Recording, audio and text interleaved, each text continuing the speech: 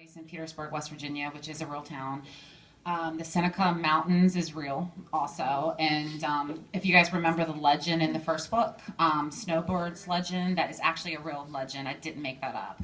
Though a lot of people think I did. I'm like, I can't take credit for that. That is a Native American legend. Of course, over here is Damon, who had a little bit of an accident earlier. Some of the girls may have got a little too excited with him. But that is actually Peppy. He is the cover model of the series, so I'm sure he'll be happy to see himself. And also, I love your shirt. So I just want to open up the questions, so don't be shy. Who has read Opposition? Okay. Yeah, so keep it spoilerly free. Don't, because I don't want to ruin it for anybody else. Comes out in October. Just kidding. Stone Cold Touch is the second book in the Dark Element series. White Hot Kiss is the first one, and that's been out for a while. Stone Cold Touch, I can tell you that there's going to be an announcement in the next week or two that's going to be huge pertaining to that series. That involves you guys. So there's that's coming. Can't tell you what. I know, right? It's like something's happening. We should play charades. What? Play charades and we'll guess it. Oh, all right. I couldn't even do that in charades. This is kind of like it's on the back description of Stone Cold Touch, but Roth is back, spoiler. What can I say? I had something totally inappropriate I gotta share. Bambi moves around quite a bit. There's a certain area that she likes to sleep on. It gets really awkward, so there's that. I can tell you. Yes. Dave's like, I'm tweeting that. No, I won't tweet that one. I'm laughing because I read it. No, you read it, so you know it. That's why I'm laughing because I know it's good. Yeah. So next question. An option for a major motion picture. It is with Sierra Affinity, who just did Ender's Game. I'm not. It's definitely moving along. The thing with publishing is really slow. Hollywood is about 500 times slower than that. And they also are very secret squirrel about everything. Like, there are things happening, and then they'll call you up and be like, we just talked to this person, but I can't tell you who it is, but you'd be really excited. And you're like, don't call me, just leave me alone. But it's definitely moving along. Option is the first step. That basically means that there is either a finance company, a production company, or a producer somewhere who's interested in it, and they've optioned it for a set term. And during that term, they're going to attempt to actually pitch it to a movie studio. I can say it's definitely moving along. I just can't give any really details about it. The Covenant series, which is one of my other YA series, it was optioned for TV. And the screenwriter was announced on that. So TV is faster than the movies. They tend to do more things at a rapid clip. But it's with Hollywood, TV or movies, you don't hear anything for a long period of time. That doesn't mean it's stopped. It's just, they're just not sharing information at this point. That is another example of when an author writes something that they never knew was going to mean anything to readers. Originally, the note was in the book. And then they decided to take the note out. And they're like, well, take the note out. I think it's better if you just let your imagination. So I was like, sure. So now I'm like, we should have left the note in there. They don't want me sharing the note. And I think the reason you would live up to the expectation of what this note is. However, I will say this. Opposition, the note is reference. You get a very good indication of what is in that note. And it's probably what you're thinking. Yeah, so I mean, but the cookie tasted really terrible, and we didn't even tell him we were filming him.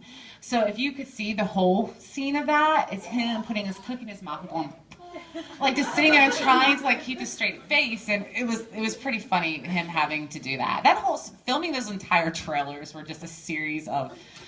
We discovered that there are certain things you write in books that are inhumanly possible to do in real life, unless you were an alien. Even a soccer player, a national soccer player, could not do some of those things that we were trying to get him to do. It was funny. He dropped Stella quite a bit. It was pretty hilarious. Yeah. Favorite character, because it's kind of like picking a favorite kid. But if you have kids, you probably do have a favorite kid. I totally believe that. Don't shake your head. No, you know you do. Whatever. No, but I think we were actually just talking about this, and I've never really been able to answer that question. But we started talking about Aiden from the Covenant series, and